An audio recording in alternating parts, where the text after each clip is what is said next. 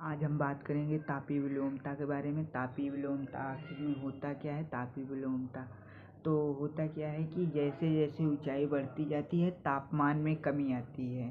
ऊंचाई के बढ़ने के साथ तापमान में कमी होती है, लेकिन कुछ विशेष जगह पर खास परिस्थितियों में जब हम पृथ्वी की सतह से ऊपर जाते हैं तो टेम्परेचर में कमी की बजाय वृद्धि होता है।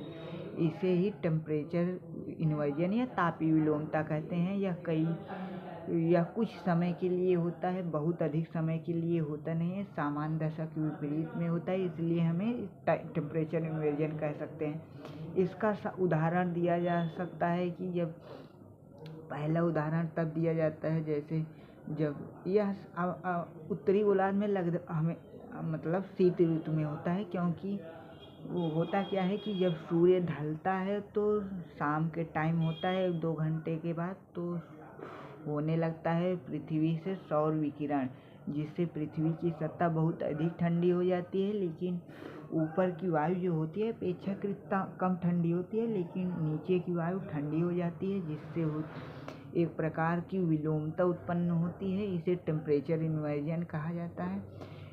इसी के कारण कोहरा बनता है, धुंध होती है, और यही तापमान अगर 0 डिग्री सेल्सियस से नीचे चला जाए तो पाला पड़ जाता है। इसी को कहा जाता है पाला। और इसके बाद जैसे ऊंचाई बढ़ती जाती है रुद्धोष्म में शीतलन होगा, रुद्धोष्म में शीतलन होगा तो कंडेंसेशन के बाद बादल बनता है। ये टेम्परेचर इन्वर्जन का ही एक कारण है। और इसके बाद कोहरा हो गया, और इसी के साथ कोहरा हो गया। कोहरा के बाद हम आपको बताएंगे कि जैसे होता क्या है कि कोहरा, कभी कोहरा लोग बोल देते हैं, कभी धुंध बोल देते हैं, तो इन दोनों में सामान्यता अंतर कुछ नहीं है। वो भी जलवाष्प है, जलवाष्प नहीं, वो भी जल की बूंदें हैं, और वो भी मतलब कोहरा भी जल की बूंदें हैं, और मिस्ट धुंध भी जल की ही बूंदें हैं।